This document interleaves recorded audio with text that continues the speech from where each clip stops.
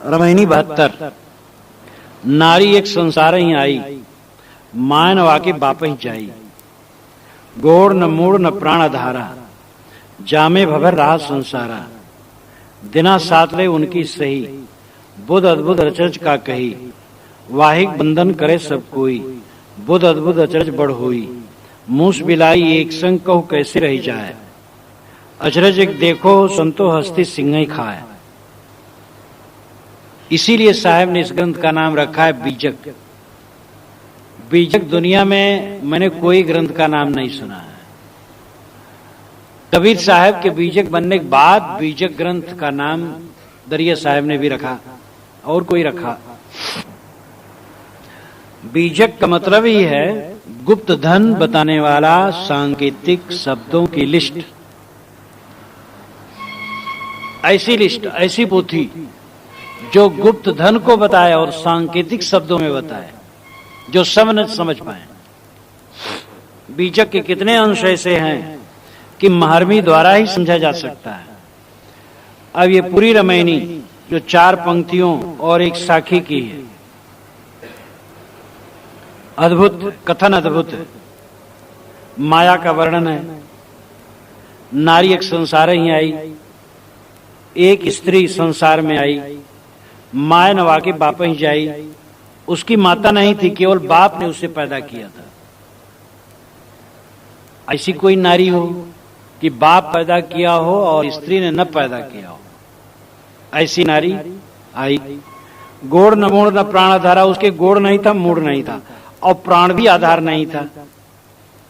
जामे भभर रहा संसारा, लेकिन उसको देख करके पूरा संसार भभर गया, भयभीत हो गया। दिना सातले उनकी सही, सातों दिन उसी की सही लोग करने लगे। सही करना, हस्ताक्षर करना, प्रमाणित करना। बुध अद्भुत अचरज का कही। साहब कहते मैं कहां तक आश्चर्य करूं। बुध अद्भुत, बुद्धिमान और बुद्धिहीन दोनों उसी की बड़ाई में लग गए। वाहिक बंधन करे सब कोई उसी की वंदना करने लग गए। बुध अद्भुत अचरज का बढ़ हुई। लेकिन मूस बिलाई एक संग को कैसे रह जाए, चूहा और बिल्ली को एक साथ कैसे रहेंगे। अचरज एक देखो संतो हस्ती सिंह खाए। असंतो एक आश्चर्य देखता हूं कि हाथी सिंह को खा रहा है। ये इसका अर्थ है। और इसका अर्थ करके ऐसे छोड़ दे तो कुछ पल्ले आने वाला नहीं। नारी कल्पना है, इच्छा है। इच्छा रूप नारी अवतरी, तास नाम गायत्री धरी। दूसरी रविनी में इच्छा रूपी नारी अवतरी। किसने अवतरण किया उसको? जीव रूप एक अंतर बासा, अंतर ज्योत कीन पर कसा। जीव रूप में सबके अंदर में बसा हुआ चेतन तत्व है। इच्छा रूप नारी अवतरी, उसने इच्छा रूपी नारी को जन्म दिया। बीजक में और इसकी कसौटियां हैं। ऐसा कुछ विद्वान ऐसा मान लिए हैं। कबीर मस्त मौला संत थे तो जो जवाया कह दिया, इसकी संगत नहीं बैठती।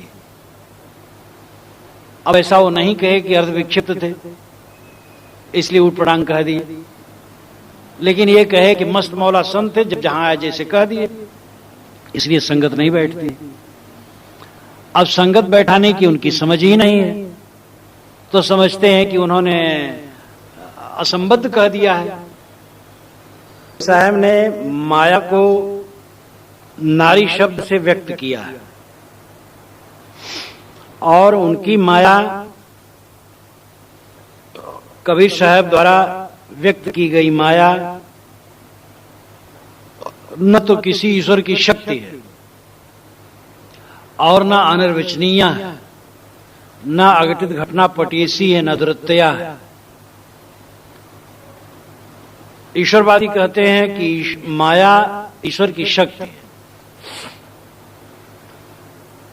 इसलिए ईश्वर ही चाहे तो उससे बचावे और हमारे में कोई बल नहीं। ब्रह्मवादी कहते हैं माया अनिर्वचनीय है, उसका निर्वचन कथन नहीं हो सकता। वो अघटित घटना पटीसी है, जो घटना न घटे वो घटा सकती है। द्रत्या है, उसका तरना असंभव है। कबीर साहब कहते हैं कि माया मन का मोह है, मन की इच्छा है, मन की कल्पना है।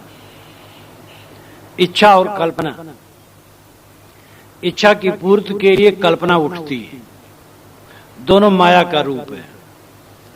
सुख पाने की इच्छा विषयों से, और विषयों में जब सुख की तृप्ति पूर्ति नहीं हुई तब देवी देवताओं में अलग ईश्वर परमात्मा खोजने की बात, अलग स्वर्ग धाम मोक्ष धाम खोजने की बात। ये सब चाहे वो 5 विषय हो, चाहे देवी देवता हो, चाहे ईश्वर ब्रह्म हो, वो सब से केवल सुख पाने की इच्छा है। और उस सुख पाने की इच्छा के पीछे कल्पना उदय होती है। तो कल्पना से मन में विस्तार बनता है। माया यही है, इच्छा और कल्पना। इस पर नियंत्रण करना माया से ऊपर उठ जाना है।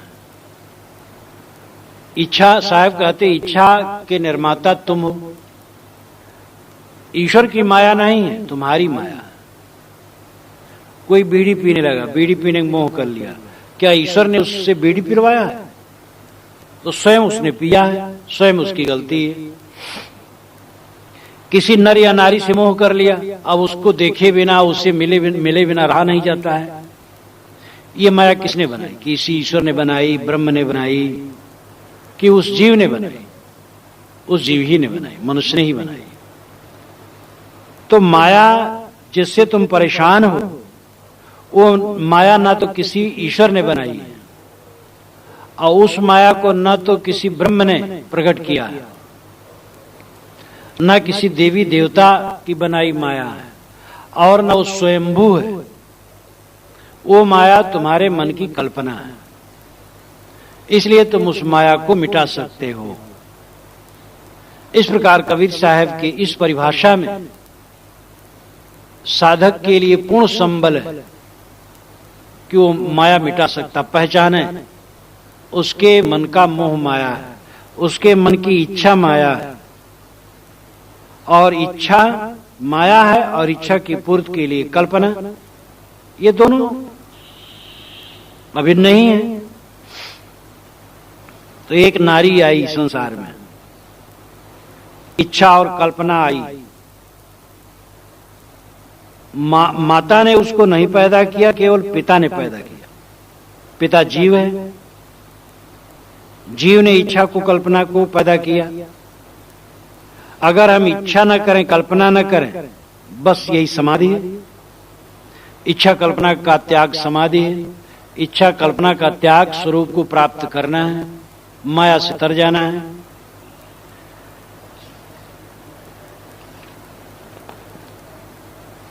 श्री निर्मल साहब ने कहा है, निस्वरूप को भूल पड़ा जो, माया तुम्हें प्रतीत भई।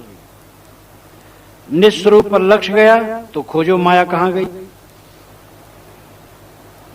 अपने स्वरूप को भूल गए, इच्छा और कल्पना में उलझ गए, बस माया आ गई सामने।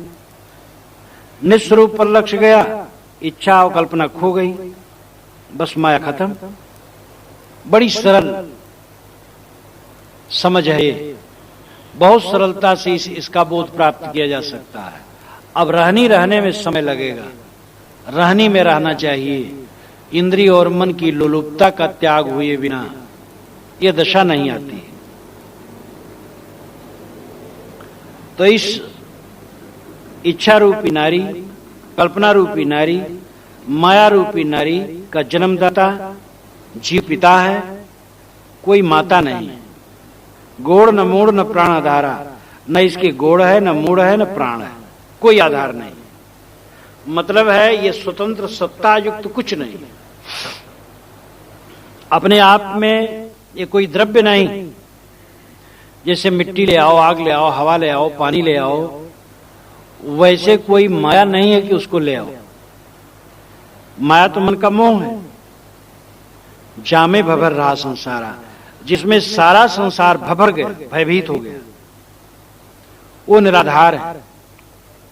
थोड़ी बातों में हम व्याकुल होते हैं, मन का प्रतिकूल हो जाए हम परेशान हो जाते हैं। थोड़ी वस्तुएं छूट गई अनुकूल, प्राणी भी छूट गया या और कुछ हो गया, हम भयभीत हो जाते हैं। ये क्या है? मन का राग है। नए नए पदार्थों और प्राणियों से हम परिचय प्राप्त करते हैं। परिचय करके मोह करते हैं या वैर करते हैं, और उसी के उद्वेग में उद्वेगित होते रहते हैं। ये क्या है? यही मन की कल्पना है, इच्छा है, वासना है, और इसी में हम भयभीत हैं, इसी में व्याकुल है। केवल मन के चक्कर में सारा भ्रम और भय है, और कुछ नहीं। जामे भवर रहा संसारा, ये बहुत महत्वपूर्ण वचन, जिसमें तुम भयभीत हो जाते हो, पीड़ित हो जाते हो, उद्वेगित हो जाते हो, वो अंततः कुछ नहीं। हम विचार करें, हमारे मन का जितना विषय होता है सब क्षणिक होता है। जिन बातों को लेकर के रात दिन हम सोचते हैं वो क्या है? क्षणिक बात। मिलना, बिछुड़ना, खाना, पीना, लेना, देना, जो कुछ भी क्षणिक है वही मन सोचता रहता है। इन क्षणिक बातों को छोड़ देना, अपने आप में स्थिर होना है। वैराग की वृद्धि मन में जितनी होगी, क्षणिक पदार्थों के प्रति अनुराग घटेगा, तो हर शोक बेकार लगेगा, हानि लाभ बेकार लगेंगे। हानि लाभ दो देह की झूठे, निज को जानी अमरते, दो रणधीर परस्पर भिड़ते। वैराग्यत्व के अंतिम शब्द में सदगुरु ने वो लंबे में कहा, विवेक और मोह ये दोनों सम्राट आपस में लड़ रहे हैं। तो हानि और लाभ जो देह के हैं वो झूठे हैं। अपनी अमरता का बोध, अपनी निरंतरता का बोध हो। जब से हम जन्म लिए और होश में आए, तब से जितनी घटनाएं घटी कितनी क्षणिक थी। कहां कहां हम पीड़ित हुए, कहां कहां हर्षित हुए, उनका क्या मूल्य रहा? आज से 20 वर्ष, 30 वर्ष, 40 वर्ष, 50 वर्ष पूर्व, 55 वर्ष पूर्व की घटनाएं जो हमें आंदोलित करती थी, उनका मूल्य आज कहां रहा? कुछ भी नहीं रहा। आज भी जो सामने आती घटनाएं, उनका भी मूल्य कुछ नहीं रह जाएगा। तो जितना हमारा मन सोचता है वो क्षण चीजों को सोचता है और उसी में समय बर्बाद करता है। इसीलिए सोचना बंद करना, और जो निरंतर है इन क्षणिकाओं के आर पार है। मैं 10 वर्ष पूर्व था, 20 वर्ष पूर्व था, 50 वर्ष पूर्व था, इसी प्रकार मैं सदा सदा से था और सदा रहूंगा। अपने अमृतत्व का बोध हमें होना चाहिए और क्षणिक चीजों में उलझना नहीं चाहिए। साहब कहते, जामे भवर रहा संसारा, जिस इच्छा, वासना, कल्पना, मन की भावना, मन की मान्यता, मन के आयाम, मन के घेरे में पड़ करके जीव भयभीत है, उसके न गोड़ है, न मूरा है, न प्राण है। जिन कल्पनाओं में तुम पीड़ित होते हो, उन कल्पनाओं का कोई स्वतः स्वरूप नहीं। जिस हानि को हानि मान करके तुम व्याकुल हुए, दूसरे दिन उस पर हंसी आती है। कई बार आदमी आंदोलित होता है, तब पीछे वो अपने आप पर ही हंसता आ रही, इन बातों को लेकर के मैं आंदोलित हो गया था, बेकार की बात, तुच्छ बातें। जामे भवर रहा संसारा, दिना सातले उनकी सही, बुद्ध अद्भुत अचरज का कही। साहब कहते, मैं क्या आश्चर्य कहूं, बुद्धिमान और निर्बुद्धि, बुद्ध नाम बुद्धिमान, अद्भुत बुद्धिहीन, रात दिन उसी की सही कर रहे हैं। मन मान्यताओं पर ही हस्ताक्षर कर रहे हैं, मन मान्यताओं को ही मजबूत कर रहे हैं। जो मन की कल्पना है उसी को सही मान रहे हैं। राग द्वेष क्या है? ये लड़ाई झगड़े जो चलते हैं, राग द्वेष चलते हैं, क्या है? ये मन की माया को सत्य करना है। उसने ऐसा कहा, वो मेरा दुश्मन हो गया, अब गांठ बांध लिए। 4 वर्ष 10 वर्ष के बाद भी गांठ बांधे हैं। एक ने तो कहा कि उनके दरवाजे पर मैं जाऊं तो मानो ये करूं, बड़ा घटिया शब्द कहा, तो जीवन भर उसके दरवाजे पर नहीं गया। जब उसने कहा, वो 50 वर्ष तक जिया और गांव का बड़ा आदमी था, और दूसरे बड़े आदमी के लिए कहा था, और वो बात खत्म हो गई थी। पीछे जब कोई पंचायत हो और उनके दरवाजे पर हो तो कहे वहां तो मैं जा नहीं सकता, मैं तो शपथ ले लिया हूं, दूसरी जगह हो तो जा सकता हूं। जीवन बीत गया, उनके दरवाजे पर नहीं गए, इतना मजबूत। तो ये सब मूर्खता ही मूर्खता है। भूल हो जाए छोड़ दे, भूल का तो शरीर है, भूल चूक हो जाना कोई बड़ी बात नहीं। बड़ी भूल न होना चाहिए, होनी तो छोटी भी भूल नहीं होना चाहिए, लेकिन छोटी मोटी भूल हो सकती है। अब एक साधक है, वो कोई डांका डालने थोड़े जाएगा, लेकिन छोटी मोटी भूल जो करता है वो न करे। हो गई तो उतने गिलान करे कि फिर ऐसे न हो। अब इतनी गिलान में न पड़ जाए कि गिलान करते करते वो कमर पकड़ करके बैठ जाए। तो दिना सातले उनकी सही, 7 दिन 7 दिन निर्धारित हैं, वही घूम घूम करके आते हैं रविवार से शनिवार तक। एक बात को समझने समझाने के लिए ये सब दिनों का निर्धारण है, तिथियों का निर्धारण है। तो 7 दिन का मतलब है सब दिन। सब दिन मन की मान्यताओं पर ही सबका हस्ताक्षर हो रहा है, सबकी सही हो रही है, सब उसी को प्रमाणित कर रहे हैं। राग है तो मजबूत है, द्वेष है तो मजबूत है, काम भोग है तो मजबूत है, क्रोध है तो मजबूत है, ये मेरे हैं, ये मान्यता है तो मजबूत है, ये दुश्मन है, ये मान लिया तो भी मजबूत है। साहब कहते न उसके गोड़ है, न मूड़ है, न प्राण है, कुछ नहीं है। और झूठे झूठ तुम उसमें हैरान हो, अंधकार में भटक रहे हो, बेकार में। वाहिक बंधन करे सब कोई, साहब कहते सब कोई उसी की वंदना कर रहे हैं, मन मान्यता की। ये देवी देवता की वंदना क्या है? मन मान्यता वंदना है। अगर ईश्वर अलग ईश्वर परमात्मा पुकार रहे हैं, मन मान्यता तो वंदना है। जहां तक मन से माना जाए सब मन की कल्पना है, और उसी की वंदना रात दिन लोग कर रहे हैं। बुद्ध अद्भुत अचरज बड़ हुई, बुद्धिमान निर्बुद्धि सब उसी की कल्पना की वंदना करते हैं। साहब कहते मुझे बड़ा आश्चर्य होता है कि निर्बुद्धि आदमी करता है, करता बुद्धिमान जो अपने को मानते वो कैसे कर रहा है। निर्बुद्धि आदमी राग द्वेष करे, बुद्धिमान भी राग द्वेष कर रहे हैं। निर्बुद्धि आदमी देवी देवताओं के पीछे पड़ा रहा है, बुद्धिमान भी पड़े हैं। जो बोलता नहीं, डोलता नहीं, मक्खी भी अपनी हाँक नहीं सकता, उस पत्थर की पिंडी के सामने पढ़े लिखे लोग नाक रगड़ते हैं, भोग मोक्ष मांगते हैं। ये कितना बड़ा दुर्भाग्य।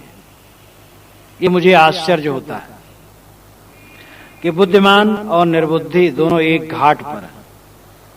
मूस बिलाई एक संग को कैसे रह जाए? चूहा और बिल्ली एक साथ को कैसे रह जाएंगे? कितना बढ़िया उदाहरण है। माया और जीव एक साथ अगर रहेंगे तो जीव का कल्याण कहां?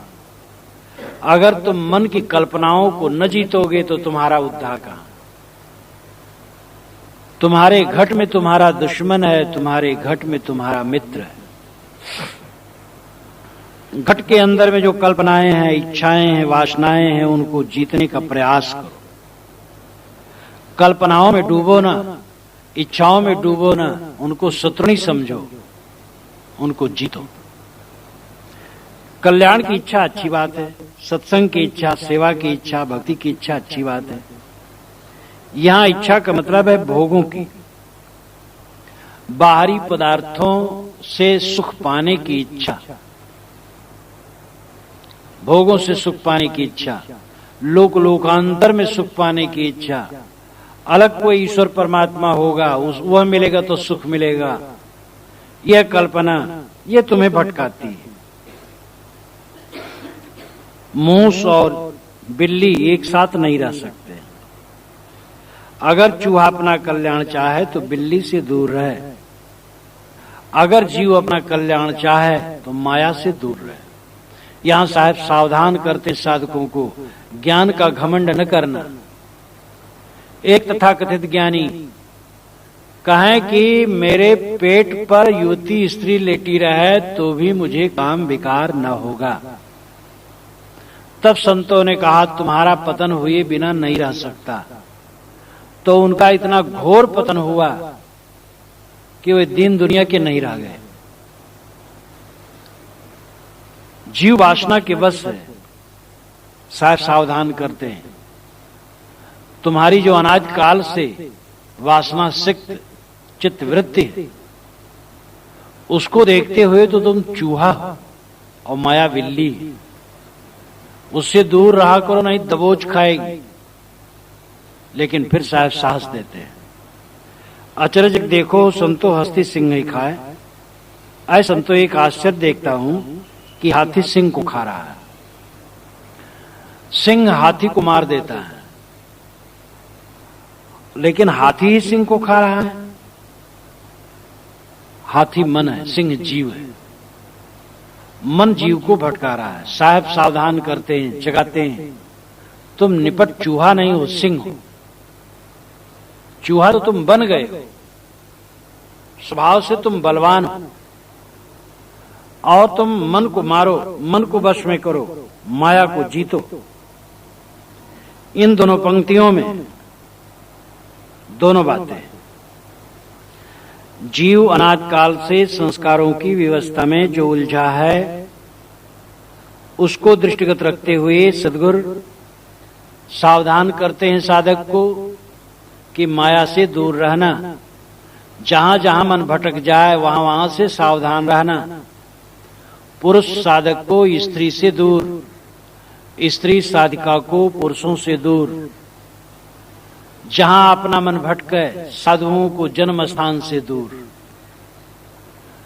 भले तुम्हारा विवाह न हुआ हो और घर में माते पिता हो, लेकिन जहां पर शरीर जन्मा पला पोसा है वहां का मोह ऐसा है कि कुछ दिन रहने लगो तो वहां का हान लाभ सताने लगेगा। इसलिए जन्म स्थान से दूर वो मोह माया का कारण बनेगा वैरागवान के लिए। जिस जिस देश परिस्थिति में भटक जाने का ज्यादा चांस हो वहां से सावधान। शुद्ध भूमिका की जरूरत है। जहां ज्ञान वैराग की झनकार है ऐसी संगत में रहो। बोध वैराग की रहनी के घेरे में रहो, तब तुम्हारा कल्याण होगा। मूस बिलाई एक संग को कैसे रह जाए। एक बहुत बड़े तथाकथित निर्लिप्तवादी संत की चर्चा हो रही थी कि अंतरंग में उनकी स्त्रियां रहती हैं और बहुत बड़े ज्ञानी हैं। एक पत्नी बैठे थे, दंपति विद्वान थे दोनों। मैंने कहा मूस बिलाई एक संग को कैसे रह जाए। दोनों जोर से हंस पड़े, टीका नहीं करना पड़ा। वो जब लोगों ने कहा कि वो बहुत बड़े ज्ञानी हैं और उनके अंतरंग में युवती स्त्रियां रहती हैं, तो मैंने कहा मूस बिलाई एक संग को कैसे रह जाए। और दोनों हंस पड़े, एकदम हंस के बिल्कुल वो भाव विबल हो गए कि महाराज इसकी तो टीका करने की जरूरत नहीं और इतना काफी है। मूस बिलाई एक संग को कैसे रह जाए। चूहा बिल्ली एक साथ कैसे रहेंगे। चूहा की तो मौत है। जो विरोधी आलम्बन में रहेगा उसका विनाश निश्चित है। लेकिन साहब कहते तुम सिंह हो, तुम तो अज्ञानवश चूहा बन गए हो, सिंह हो, और तुम मन हस्ती को मार सकते हो। मन को जीतो। ये पूरी पंक्तियां रूप में, प्रतीक में है और काव्य गुण से भरा है पूरा सिलसिला, पूरा क्रम। सद्गुरु कहते हैं कि एक नारी आई जिसने जीव को, संसार के जीवों को भयभीत कर दिया। सब जीव उसमें भयभीत हो गए। बुद्धिमान निर्बुद्धि सब उसके पांव पड़ने लगे। और उसके गोड़ मोड़ कुछ नहीं है, मन की कल्पना मात्र है। इसलिए जागो, जीतो मन को। इच्छा नारी है, बाहर से सुख पाने की इच्छा नारी है, और उसकी पुष्ट में कल्पना है। तो ये इच्छा और कल्पना, ये माया है, नारी के रूपक में यही है। और ये तुम्हारी जन्माई है, तुम इसके पिता हो, तुम इसको न जन्माओ, तुम इसको मार दो, विजयी हो जाओ, सर्वतंत्र स्वतंत्र हो, यही तुम्हें करना चाहिए।